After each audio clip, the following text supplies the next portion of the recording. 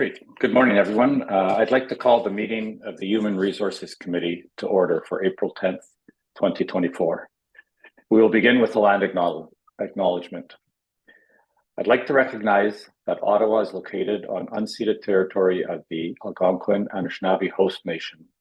The peoples of the Algonquin Anishinaabe Nation have lived on this territory for millennia. Their culture and presence have nurtured and continue to nurture this land.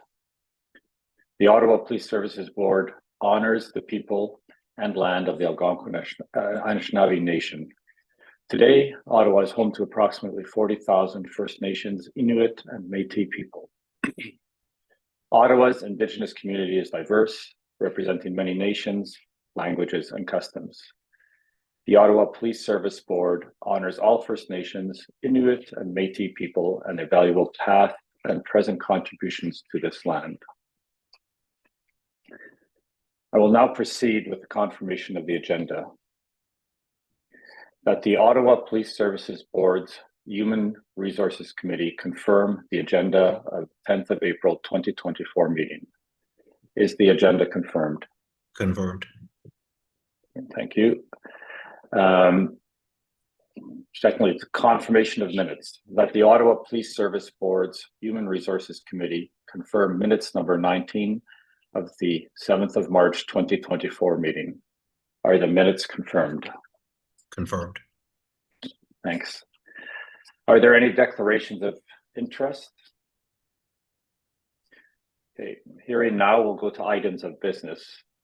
So 4.1, an update on the staffing stabilization strategy. The committee received a report on this item, and I understand that there's also a presentation. Chief, I will turn this item over to you and your staff for the presentation, and then we'll go to questions and comments from the committee. Thank you, Member Henschel. Thank you, Chair. We obviously the staffing stabilization plan is really the project, the topic that is very important to us to address the unstable environment we're living in when it comes to our HR situation, particularly on the front line in CID, in the numerous areas that we look at across the service that are strained. So we thought it proper to obviously come back and give you an update on where we're at. Deputy Chief Steve Bell is here with our CHRO Lisa Bianco to give the HR committee that update. Steve. Yep, thanks, Chief. So for the members of the committee, we'll be reporting on this to you on a quarterly basis. One of the commitments that we made as the staffing stabilization was approved by the board prior to the budget last year. This is the first iteration of it around our Q1 reporting. So we'd be open and welcome any sort of feedback in terms of what changes, what different information the committee would like to see on it. I'm going to thank Lisa Bianco for the work she's done on this, but I can tell you it is far beyond Lisa and her capacity. This has been and will continue to be for the 3-year duration, an all-of-service effort. Trish, Paul, their teams are all actively involved in making sure this works because it is a massive undertaking for all of us to not only keep up with attrition, but increase the numbers as we've indicated we're going to over the 3 years. So like I said, we'll give you an update on where we are now after Q1, open to any questions, and really open to any sort of feedback in terms of what different reporting you'd like to see. So with that, I'll turn it over to Lisa. Good morning, members of the board. Really happy to be here and provide you with this update. As DC Bell said, this is a joint sort of cross-functional team that's working together on this staffing stabilization update. So I have the pleasure of speaking to it today, but can't take any of the credit. So I'm happy to provide you with that update today and absolutely open to your feedback. If there's different information or more information you're looking for out of these quarterly updates, more than happy to do that. Next slide, please.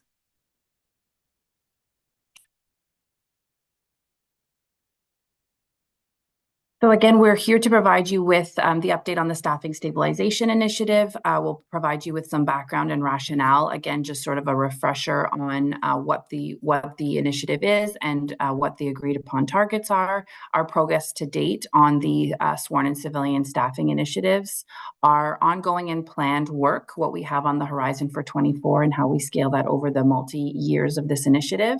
We do have some risks. Obviously, this is a key strategic initiative that's a dependency for many others. And so there are some key risks and issues we want to highlight to you as we progress along, and then our next steps on this project in 24. Next slide, please. Thank you, Mike. So again, the context setting for the Staffing Stabilization Initiative was really that calls are increasing, demands on our members are ever growing. Crime is more complex, more resource intensive. We've had a significant, I mean, this is not new to anyone, but significant number of demands for service related to protests and demonstrations. They're becoming, again, more resource required. Our staffing levels are low compared to our peer organizations. We've had, in recent history, many challenges with respect to our instability around hiring. And so we're sort of seeing the consequences of some of those previous year decisions, and this sort of manifests in our COP to POP number. Retirements and resignations are anticipated to increase. So similar to ebbs and flows around influx of resources in policing around 25 to 30 years ago, we're seeing the retirement sort of cycle raise here with us in the upcoming years. And so we're really trying to get ahead of that attrition to ensure we don't see a significant dip in resource or an unforecasted or unmitigated dip in resources over the coming years. This is perhaps maybe one of our most significant challenges. We know that the work our members do is extremely challenging on their mental and physical health.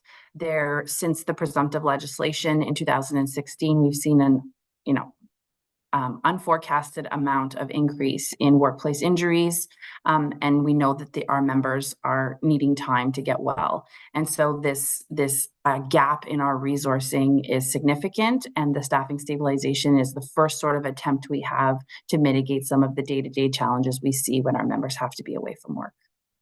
So as you'll see on the right, this is the chart that we presented for our staffing stabilization plan. It's a 3-year plan with sort of the 4 categories of resources that we'd like to bring in for the sort of demonstrated reasons. Next slide, please. So like I said, this is the cornerstone of all of the success of all of our OPS strategic priorities. We are a human service organization, and so the staff is really the heartbeat of the work that we do. We need to ensure that we are resourcing and equipping the different parts of the organization so that they can deliver on the key strategic and operational priorities. And so staffing stabilization has really been the cornerstone of all the work, the strategic work that we're doing to ensure we can provide those resources to the rest of the initiatives across the organization. It is, again, our most important factor with respect to our ability to provide adequate and effective policing. The approach to this initiative is really a cross-functional, whole-of-service, coordinated approach to the recruitment, hiring, and onboarding of staff. So it's beyond just our recruitment strategy. It's really around that first outreach activity all the way to, fully operational deployment. This project management approach that we're taking, and this high visibility for the command team approach that we're taking, is to ensure that there will undoubtedly be risks, but that these risks are mitigated in a timely way to ensure that we don't get off track and have impact to other operational priorities. So this is a bit small, but this is the sworn hiring to date. You'll see here that we've got the sort of categories of hiring and the actuals and forecasts over the course of the year. So you'll see here on the left, this is our plan in the 4 categories that I just spoke through. We've got on the right here our revised hiring plan year over year, month over month. We're sort of, taking an iterative and agile approach, responding to the attrition rates mainly that are changing. You'll see we have in the buckets here, the 29, that's really tied to the seats that we can attain at the Ontario Police College. This was a conversation that we had at the last board meeting with respect to the workforce management report and some of the challenges we have in increasing or decreasing those numbers as we go. This is a constraint that you'll see identified later on, but if you're wondering where that number comes from, that's really the number of seats that we're entitled to class over class at the Ontario Police College. Happy to go more in depth into those numbers if there's any questions as we go along. Next slide, please, Mike. Thank you. Here you'll see the civilian hiring plan. Again, we've broken this down into the categories that were identified around strategic growth, grant funding, attrition, and staffing stabilization. You'll see our strategic growth positions from 24 identified there, and the rest we've identified them in key sort of staffing stabilization areas. Again, these are the areas where we're seeing significant attrition forecasted, as well as those areas where we know members are away from work. So more of our frontline related positions like our comm center dispatchers, those type of frontline positions. I should say as well, I didn't highlight this in the previous slide, but the staffing stabilization for leave is also for long-term sort of maternity and parental caregiving related leave. We know that, we have on average a certain number of family related leaves that occur every year. And so this is really about providing that stabilization as well, so that members can go off and take that leave without sort of creating operational impact. So this is building in that sort of staff stabilization for leaves that we know are going to happen year over year. Next slide, please. So the progress to date, we have a great support team working with us to establish the project governance, which is done. We have a project working group that meets weekly and then have staggered meetings, including myself, the deputy, and the command team more broadly, escalating all the way up to these quarterly updates to the board. So we're really ensuring that the work is getting done, but with pardon me, sufficient visibility as the work progresses. We have a class at OPC right now, 29 recruits, and we have the onboarding of the class of 32 who are beginning their OPC training shortly. Civilian hiring and onboarding is less sort of cyclical as the sworn hiring. It's more ad hoc, obviously. And we know that the positions that we're hiring for, there's going to be a bit of a domino effect. So there's quite a bit of staffing action that occurs with every civilian that we hire, given that we do have quite a significant internal talent pool. So the civilian hiring and onboarding is on track. We've got quite a bit of activity happening in there. So the team is working really, really diligently to deliver on those priority civilian positions as well. Next slide, please. So the ongoing and planned actions for 24, the first big push that we're doing in Q2 is really an update on the recruitment and outreach strategy. So this is something that hasn't undergone a pretty significant overhaul in quite a few years. And so we're really excited to be working with the team on really trying to understand what does recruitment and outreach look like in 2024, and what are the different strategies we have to deploy in order to really ensure we're getting the best candidates and the candidates that are reflective of the community. We had a swearing in coming up. OPC completion. Again, this is sort of the cyclical OPC-led training and onboarding of our sworn recruits, so it's very exciting. We've got an experienced officer class coming in a few short months. We are still sort of deciding on what those numbers are going to look like. As the deputy mentioned at the last board meeting, there is quite a bit of a challenge with respect to recruiting experienced officers. The climate for policing, everybody is recruiting experienced officers. So there are some constraints with respect to that. And as I mentioned, the continued civilian hiring and onboarding. So as I sort of foreshadowed, some of the key risks and issues are the availability of seats at OPC. We know that every police officer in Ontario has to complete the Ontario Police College certificate. So, we're sort of at the mercy of that process. We know that for an organization of our size, we should count on about 29 seats per class. There were some changes in recent years with respect to the college, making available more seats and making available a fourth intake. So this is all positive news for our strategy. Tied to the recruitment and the outreach and recruitment strategy refresh is really the quantity and quality of the sworn in civilian candidates. We want to make sure that we are getting the best candidates for the service, for the needs of our service, and the diversity of those candidates to represent the diverse communities in Ottawa. So this is forefront of our mind and is our absolute priority as we develop this strategy, but it is a significant risk that we want to make sure we're monitoring and mitigating as we go along.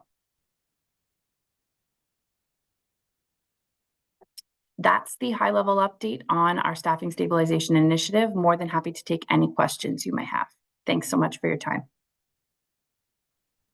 Great. Member Doucette. Great. Thank you for the presentation.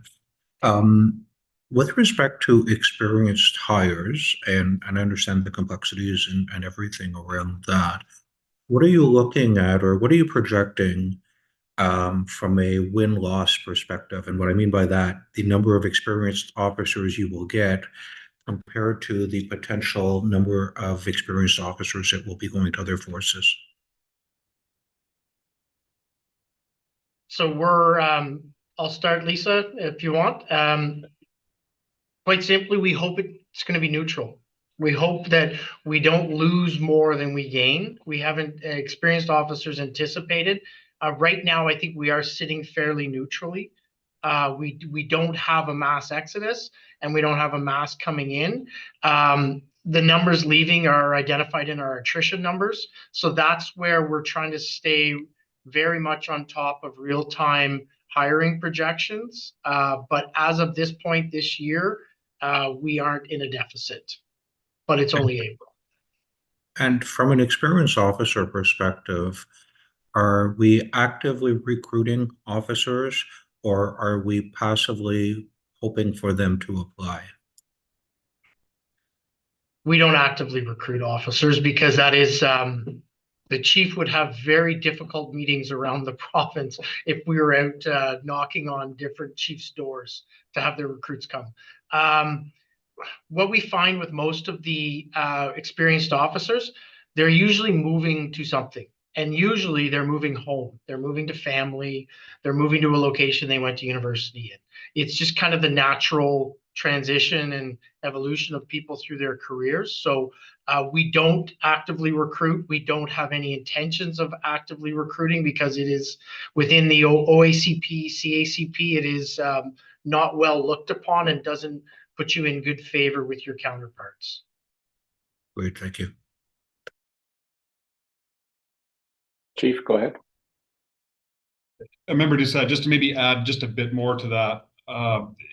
Deputy Bell is right. To actively recruit is difficult. However, we are in a bit more of a perilous situation here as a municipal agency, more than most, because of the overwhelming presence of the RCMP in this town, given their headquarters and the different operations that they have, as well as the additional responsibilities that they've been given in the last year as it relates to protecting ministers, their demands, for national security and bolstering their teams. So we are in a bit more of a more vulnerable situation here. We also have a lot of OPP resources that are based in and around Ottawa as well too. So there is that that issue that we have to manage here as well too. And I'll just add this too, is it does appear that the experienced police officer program, it was very popular like in the last 4 or 5 years. Then again, this isn't just talking about Ottawa Police Service, across the police industry. And we do find that the movement is shrinking a little bit around the province in terms of that movement. But it is something that we still want to pursue. And our recruiting, if you will, is putting a posting out. Like we'll post 4 jobs at specific times of the year where we're ready to hire. And generally, in the past couple of years anyway, we've done this in the fall where we actually hire the EPO. So of course we need time for that application process, background and vetting process. So we will be doing that this year as well, putting out that posting. Great. Thank you, Chief. So I noticed that, you had sort of 2 or 3 key risk areas, which are, the evident ones. Have you run into any challenges so far as meeting where you expect to be? Or is there anything that you look at and say, okay, like we're going to have a difficult meeting targets, or are we pretty happy with sort of how things are going right now? Lisa, you want to start with that one and I'll go after? Absolutely. Thank you. I think we are where we expect to be. We are meeting our targets. We've been able to respond to last minute seat allocations. So I think, as we had alluded to at the last meeting, we initially started with 29 seats and a few others trickled in, and we had candidates at the ready, which was great. My main concern is really about the sustainability of this over 3 years. We need to ensure that we set up the infrastructure and the planning now to ensure that we were able to deliver on, and continue this success over the longevity of this initiative, because it's great to be able to do this for 3-4 classes. We need to make sure that we're able to sustain this over the 4 classes over 3 years. So not concerned at this point, but just really making sure that we keep line of sight on those challenges for the sustainability of the program. The other thing that we're adjusting in this is, in the past, what we've done is we've submitted a budget that has a hiring plan. A year later, we've submitted a year end that says we hired this many. Oh, and by the way, 15 more people retired, 10 more people resigned. We had more LTD. So we had never done ongoing tracking of our hiring plan through the year. We're very actively doing that. You see right now, we're actually 5 over on our projection for this year. So we're in a good spot there. Those numbers will change as we move ahead. Provincial funding was announced last week. That is going to adjust our hiring plan in this quarter. If there's federal funding that we look to access down the road, that will adjust our hiring plan. So I think one of the key principles of this is we're trying to stay really on top of the numbers we need to make sure at the end of the year we don't end up in a deficit number like we have in years past. So you'll have more of a front row seat as the HR committee on as that rolls out, and we expect to have more conversations about where we're sitting against our projection and how our projections changed. And I might just add at the end here, and Steve said a little bit of what I was going to talk about with this moving target. We got this provincial funding that we didn't expect this year. Next week is the federal budget, which we're waiting for announcements from them. And that's going to, change the intensity potentially the intensity of trying to, get our recruiting team to really bolster our numbers. I will say, the pressure that is on our recruiting team, led by Inspector John Mbakulo, they're working extremely hard. Really pleased with what they've been able to accomplish thus far. They are delivering, and they do have, I know it's Inspector Mbakulo's goal to have, a list, not just meeting. If it's 29, it's 29 right on the nose, or 32. He wants to have that buffer where we can hire if seats become available. It is up to us to talk with the Ontario Police College to try to get as many seats as we can, so we can go above that, 29 to 32 to 35 if needed. That we tell them that, hey, we're ready. We have people ready to hire. So if you have extra seats, bring them our way. We're ready to go. But very pleased with them. But as Lisa mentions, it's that sustainability. They've been nailing it here so far. They've been delivering. We want to set them up for success, make sure they have the resources and the team, and that they're strategically recruiting in these areas we need to hit. So very complex, moving target, changes all the time. And that's why these quarterly updates are so important. Thank you. Great. Thanks very much for that. I imagine this is putting on additional pressure than maybe that you normally would see, in the sense of ramping up and having more recruits coming in. That puts even pressure on the operational areas to adapt to more than normal coming in and making adjustments there, I assume. And so it's probably impacting the whole organization in a different way than the norm would be. Would that be accurate? And is there anything that we as a committee or as a board can do to help? You're right, Chair Henschel. Our recruiting and getting them in the door and getting them to OPC is one thing, but we have a pre-OPC and post-OPC program at Algonquin College at our PDC. So more numbers increases their demands. And of course, we need the coaches at the front line, and we want quality coaches to train these new recruits. So that adds pressure as well too. So we're, I think Deputy Bell uses really it's 18 months when we hire them to where they get through the process, OPC, our training, our field coaching, to where we can release them on their own, if you will, to where they're taking calls on their own. So it is a long process that strains other parts of the organization. In terms of your question on is there anything the board can do, certainly. Yesterday at the the FAC committee meeting, we talked about some of our strains with Algonquin College and our training facility there, where they're tight for space. So we're dealing with that issue, but I think that was in camera, so we'll just leave it at that. But our training facilities is certainly an issue that we have to manage, along with the new recruits, along with recertifying our current membership, carbines, pistols, all the training we have there is straining that as well too.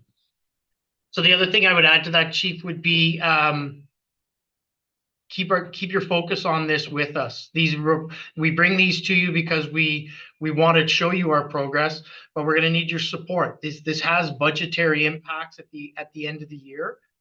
We've got a plan to manage them, but it's a 3-year plan. So we'll look to continue to work with the board to keep a focus on this because it is fundamentally important to us. Great. Okay. Well, thanks very much. Any other questions from any of the board members? Okay. Well, thanks very much for the update. And to your point, I think that will be very important to have a continued conversation on this to make sure that if there are challenges that we can collectively address them as soon as possible and do anything we can do to support you.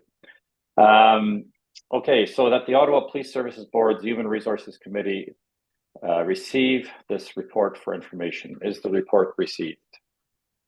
Oh, sorry, Deputy Bell, did you have another comment?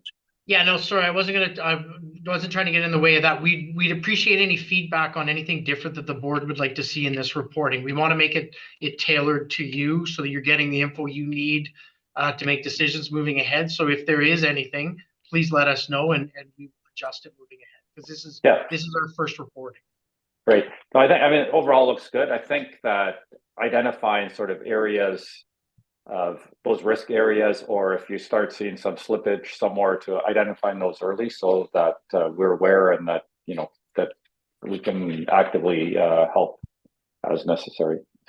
So is that the Ottawa Police Service Board Human Resources Committee received this report for information? Is the report received? Received. Good, thanks. So at this time, I would ask for a motion to adjourn the public portion of this meeting and move in camera to discuss 2 labor relations matters.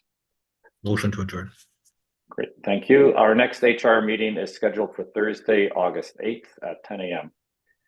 Those participating in the in-camera meeting may now join the confidential Zoom link that was